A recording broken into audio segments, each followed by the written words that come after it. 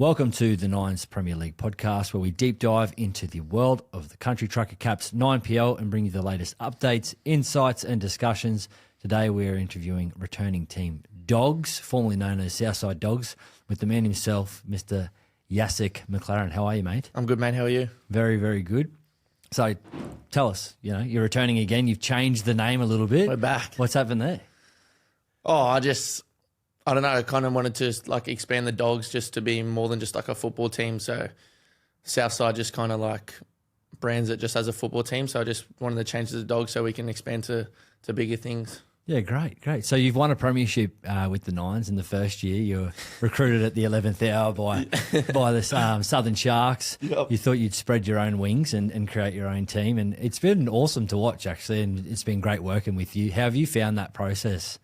Obviously, I luckily just got added to that team week of the tournament. I had a great tournament, and then we won it, and then I just loved the idea. And talking to you over the few months afterwards, I was like, I have a lot of mates that play footy. I was like, I'm heaps keen to do something like this. So it was a great experience. It was very stressful, but now I've got my bearings, and this year's going to be a lot easier for us, well, for me personally. But I just love the idea, and everyone that got involved enjoyed it so much, and it just shows everyone that played last year, every single one of them want to come back and play again. So I think it was interesting with a few teams who'd started their own, because it's a new concept, right? We've only been going for 2 years and it's started to explode, which is awesome.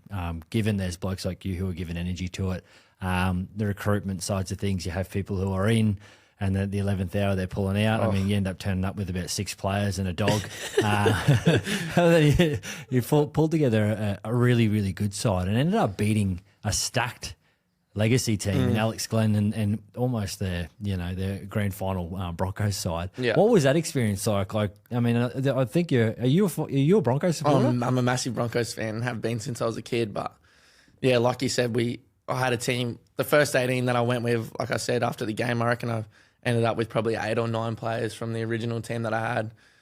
I had tons of blokes pull out on me just a month out. They were just pulling excuses out their ass. It didn't really matter, and I was just going, "Oh no, what's happening?" But we got there, and I know a lot of people doubted us, especially the players that pulled out. They just "Oh, they're not going to go any good." And there was definitely some naysayers out there. But I think that the boys, I struggled to get a few players on the day, even before the day, and the boys dug deep and just wore that Dawgs jersey proud. I reckon. Bloody oath. But yeah, that legacy team, that was the highlight of the tournament for me. Well, obviously we got flogged in the grand final, so that was awesome playing against those boys. I just obviously I grew up watching a fair few of those boys, Alex Glenn and Normie and Seguiara, and I knew that we were in for it, and I was like, I remember it was just we kicked off to them first set of the game. I was like, well, we should have them. Corey Norman got the ball. We had a mad D set. It was 40 out. Corey Norman got the ball in the last tackle and just put this kick in, and it led on the 20-metre line, rolled into the in goals and just sat up 1 metre in, 1 metre out from touch. And I was just like, beauty. Here we go. That's why he's played heaps of NRL. Yeah. I was just like, wow, we're in for it now. And it was such a good game of footy. That was just peak theatre, that. Totally. I think our YouTube and people there who were at the game as well, it was massive. It was genuinely people were sitting on the edge of their seat. Yeah. And it was 6-0 for most of the game. Yeah. And then it was a stretch pass. Do you remember that? I know we'll clip this on the note as well, but out to Musgrove, and then he attracts 4 or 5 people. Well, we were up. Musgrove scored one, and then Normie put in a little grubber. They got one. And then I think that we were still up, and then it was maybe 2 or 3 minutes to go, and they've just got these players that can just shift the ball, like Drummy, and they had Jordan Kahu, and they made a break from the 20-metre line. I reckon they strung together 8 passes, and Touchy Feely's TV's got the best video. Oh yeah, up close of us. I'm trying my hardest to bring down Kahu, and he's just going down the sideline. Then my brother comes in, and we get up, and I'm just boom, they're going to shift here. And they do one pass, and then Drummy just switches back to the short side, and Hoffman just bulldozes over us. And there's 2 minutes to go. I'm just going, wow, that just happened. I had my head down there. I just was I look up, and I knew there was probably 1 or 2 minutes to go, and I'm just yelling. I'm like, where's Musgrove? He wasn't on the field. I'm going, where's Musgrove? And I was like, Musgrove. And then I look and he's just like standing on the 50-metre line with his hand up, and I was like, get the ball to Musgrove. Get the ball to him. And we just went boom, 2-pass shift. He just went over his palm, ran, flick pass in the corner. I was just like, I was so drained at that stage. I just couldn't believe it. And it was theatre. It was genuinely like we'd made it up. It was so good. It was, like I'd said, the YouTube, everyone on the sideline, that whole deck at Tugan was just going nuts, absolutely nuts. And the great call from the commentator, and when we scored the try, he's like, where my Dawgs at? Yeah, that's him. That. Big Zaza. He'll be back next year doing some commentary for us as well. He's great. Him and Semi LG, one of the blokes from our team as well. But yeah, no, that was a really, really good Nines game. Yeah. And I think it just shows you, no matter if you've got a stacked NRL side, you got a bunch of, well, not to say no namers, you got some really, really handy local guys who play footy. I mean, let's hash back to you getting to play with your brother. Had you ever played? We played probably. We played at West Devils a couple of years ago, maybe 2 or 3 games, but that's about it. Yeah. But yeah, I'm playing with him again now. But it was good to play with my brother. He had a great tournament as well.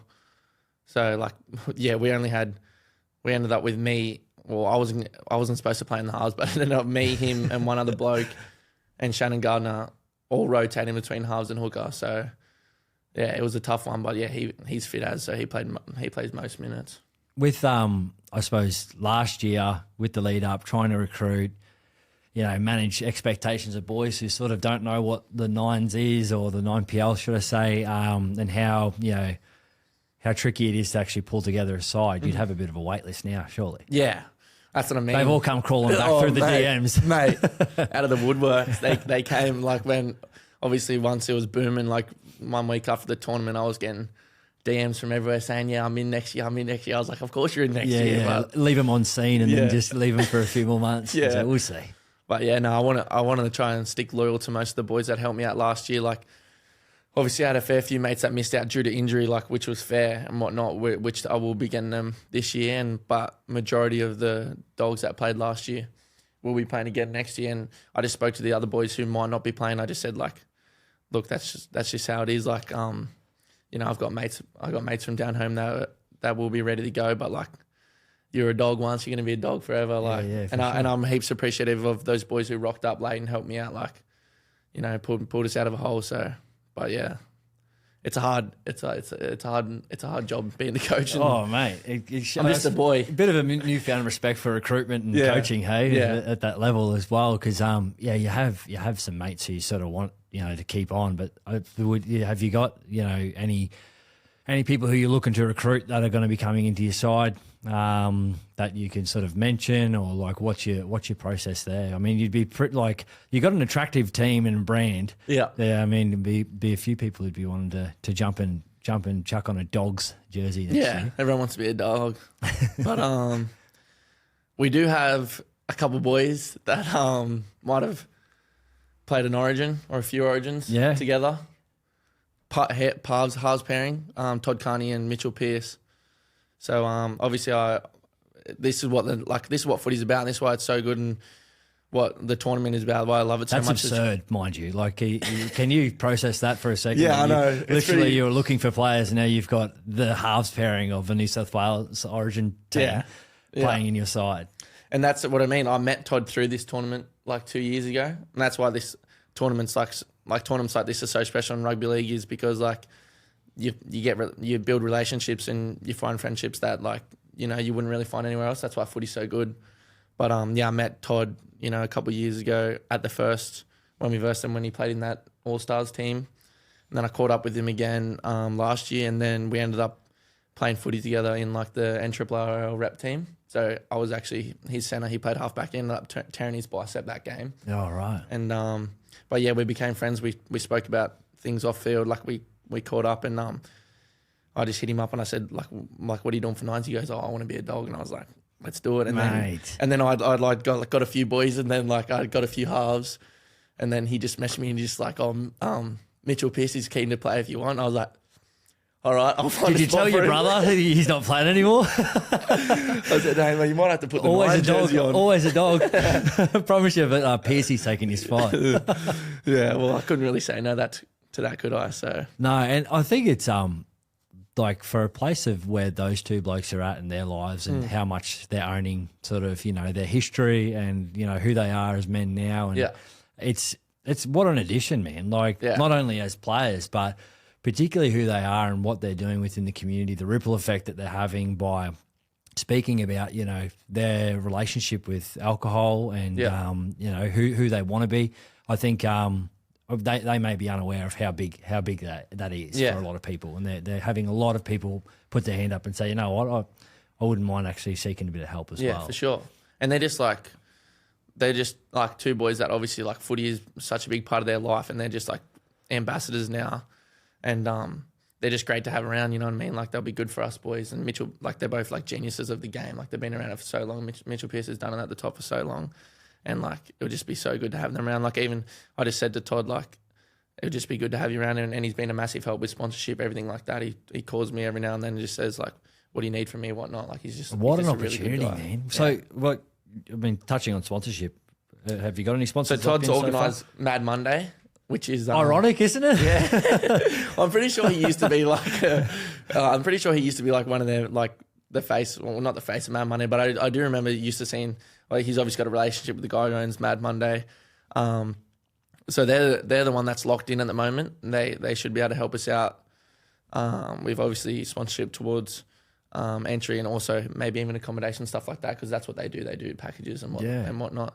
So I know Todd's going to connect us up with Nick and the team at Mad Monday. I know that Todd's actually in the work at the moment in creating a healthy alternative to a Mad Monday. So I know that he's got his reboot program coming out, and he and PC want to sort of think of some ways that people can come along underneath, I suppose, that Mad Monday banner, but also have some healthy alternatives as opposed to, you know, having a drink, which is up to anyone personally. However, they want to share their story with some people as well, and give, you know, some opportunity for people to wake up and do some activities that are, you know, aren't alcohol related or in and around that space. They're non-judgmental with any of that stuff. They're just looking at ways to I suppose highlight different alternatives, which I think is such a cool concept, man, because it's not there, and it's starting to become more new age, and it's really led by, you know, these two blokes at the moment. Sure. It's so good. So Mad Mondays. Mad Mondays. There'll be a Mad Monday if we win the tournament. Yeah. We go one better. So, you know, they're going to be on board helping support. I suppose, are you looking to support anyone? I know that we're sort of encouraging all of our teams to have a charity arm and to speak on some support of something that may be significant to you guys. So do you have a charity of choice at the moment? Or is there? Yeah, well, obviously we're all big supporters of mental health and all of that stuff. But I just wanted to go a bit left field with one of my closest mates, Cameron Vizzola. He got diagnosed with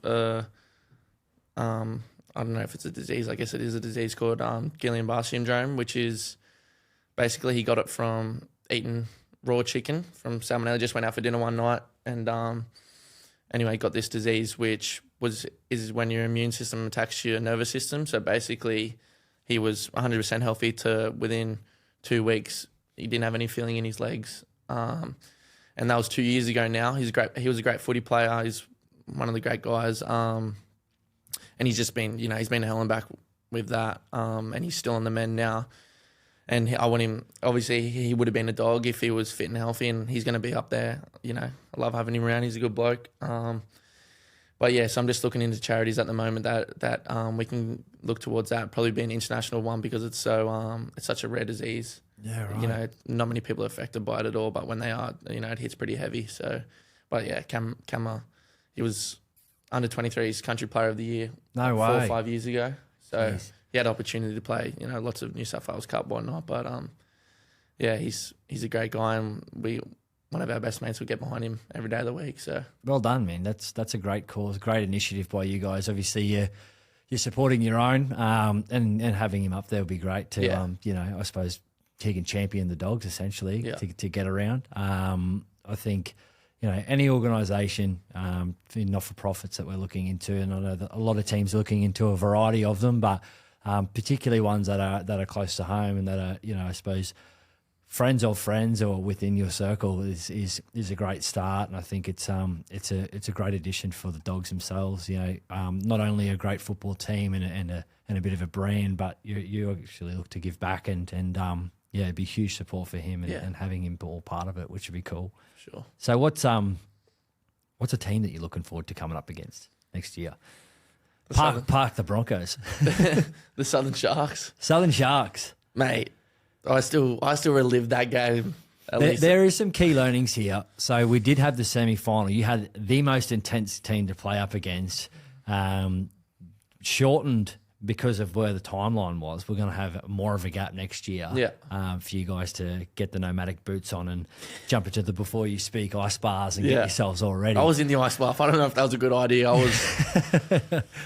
But mate, it's a grueling 2 days, out there in the sun, especially my biggest tip for anyone who's going up next year, you got to have 18 players, because obviously it was kind of out of our hands because of all the pullouts that we had, but we ended up, like I said, with an absolute cruel rotation with us in the halves. And, the year before when I played on the wing and I was like, yeah, this is pretty easy, but when it comes to, being close to the middle. Full-back, front rower and half-back at once, and you got to make one-on-one tackles, by the time you get to your 5th, 6th game, it's and that semi-final was such a game where we put everything in and we got right to the end and we just won it, you know what I mean? It was just I was emotionally drained, I was physically drained, and then it's you got to go in 25 minutes, play a grand final. And look, we actually came out of the box firing, and I think Kai dropped the ball over the line first one, and then Shannon Gardner went over the line. Yeah, the ref looked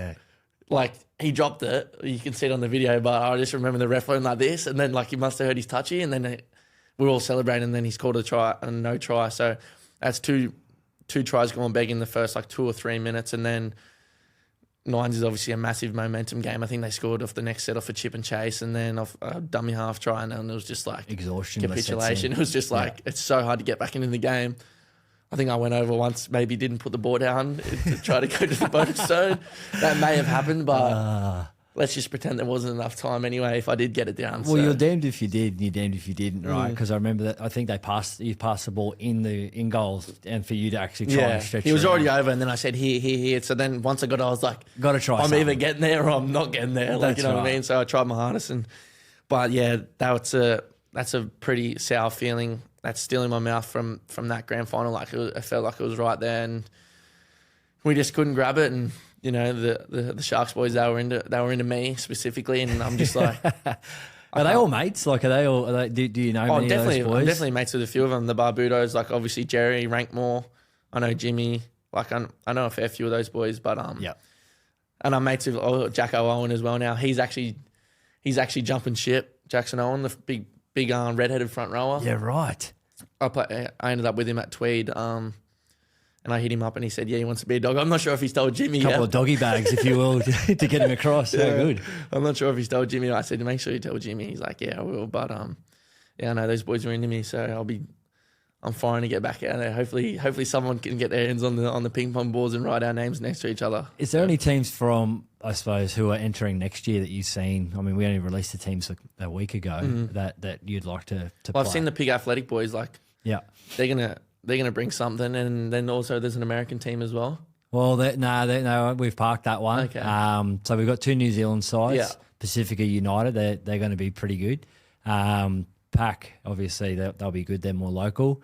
Matakisi is a rugby sevens team that goes around the globe and just dominates everyone. They're probably scary to verse the Matakisi, because that's that format. It's just a way different.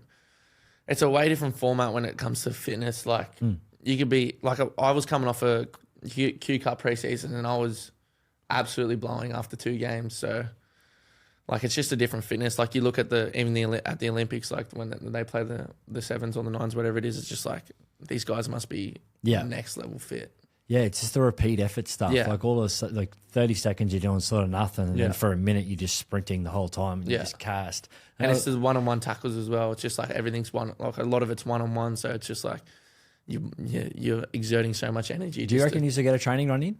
Do you reckon you'll? Yeah, we will. Or even just you might do on a pose session against someone. Yeah, well, I spoke to Benny Marsky with the Pigs, And I said we could organise a little day in December where we can go up there, or they can come down and we just get like a little post session in there and catch up afterwards. That's cool. That's cool. So he's keen on doing that, which will be good because we've got a few mutual friends throughout the team. So that's what it's about. We'll just go in there, rip in.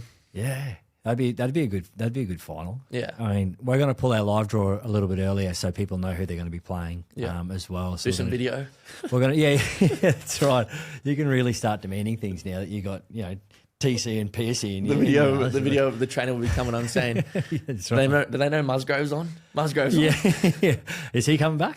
He's back. Oh, man. He has to be back. He's like I don't know what he's like. He's like a secret weapon. The clutch play. But for most the carnival, he was. I mean, he takes 3 steps and he's doing 10 meters. The whole time. Yeah, it was like I remember like he came and he's such a big boy. He's 105 kilo, 100 kilo like outside back, and it's just like he hadn't opened up. I don't know who it was where we versed, but he just got the ball. It was like maybe the second game he hadn't opened up yet. He got the ball early and then just stepped off his left foot and he took off, and everyone was like, "Oh, yeah, you shouldn't be that fast, that big, man. That's not fair. That's not fair at all. Yeah. He's so quick and off both arms too. Yeah. Don't argue. And the flick pass, his reach is just absurd. So I'm really excited about the Dogs, man. It sounds like you've recruited well. The excitement's back there. You have a wait list of some, mates of yours who are really trying to get inside the get back in the good dog kennel, if you will. I think what are you looking forward to for next year? Obviously, there's a lead up to it. There'll be plenty of content getting out there. But what are you looking forward to for next year's comp? Beating the Southern Sharks. No, I'm just excited, man. Like the buzz is already there, and we're 6-7 months out. Yeah. Like I said, everyone just enjoyed themselves so much. Everyone wants to be a part of it now. Like you can see, it's just growing. It's been so much easier now. Like it just felt like, I was really chasing last year, and people didn't really know what it was about. Just thought like another shitty tournament or whatever like that. But now it's kind of flipped already, and it's just trajectorying like into the skies. Really, who knows what it's going to be the year after? Like where it could go. But it's just exciting. It's just a great brand of footy. A great weekend. Everyone's keen to be around it. Even like some of Muzzy's mates, like a few NRL boys have hit him up saying, "Yeah, I'm keen to play." I'm like, I'm not sure if they're going to be able to play, but they can come hang out if they want, and they're keen as just to be around it. It's just like, chuck them in a Dogs for supporters tee, because you're going to do supporters tee this year through the Unite boys again. Yeah, great. We'll get some merch out there for sure. I'm looking at maybe doing some hats, maybe some CTC hats. Yeah, dog tags. Yeah. CTC hats, that's the go. I mean, Country Truckers, obviously, they're the reason why we're able to actually push this thing together. So shout out to Knuckles and the team at CTC. I've asked this of all the teams or a guest, who would be a current NRL player that you'd want? Well, there is one NRL player that's hanging the boots up at the end of the year. Sean Johnson. Oh, yeah. Where you at? Sean Johnson he's in... I reckon the poor bloke has probably no idea what the Nines is. He's got no idea, but Sean, someone get this to him. There'd be, I reckon, 16 out of 16 teams have reached out, and from guest to guest to guest, each of them are thinking of different strategies on how they can try and get him in, mate. He's the king of the Nines, and I was super lucky to play in the inaugural Nines, and he was a big reason why this thing is. Hey, imagine the turnout if Sean Johnson pulled up with his boots in his hand at the Nines. Well, we're getting on KO this year as well, which is fantastic, and I think the viewers would just skyrocket. Yeah. But just the king at it, like this is his sport. This is Sean, another shout out to you. Make sure you're available. I'm sure you. What do you want, Sean? Not busy. I'll get you some boots. I don't have much to offer. Yeah. What, are you going to purchase the boots? Yeah, I'll get him some boots. Yeah, sweet. Well, put together a little wish list for him. Send it over. Yeah. You do have 2 ex-New South Wales players that you could probably go through. They can help you out. But, really appreciate it, man. I'm super excited to get back on for another podcast update in about a month or so. Well done on everything you've achieved so far, man. I'm really excited to have the Dogs back, and thanks very much for jumping on. Thanks, Ant. Cheers, bro.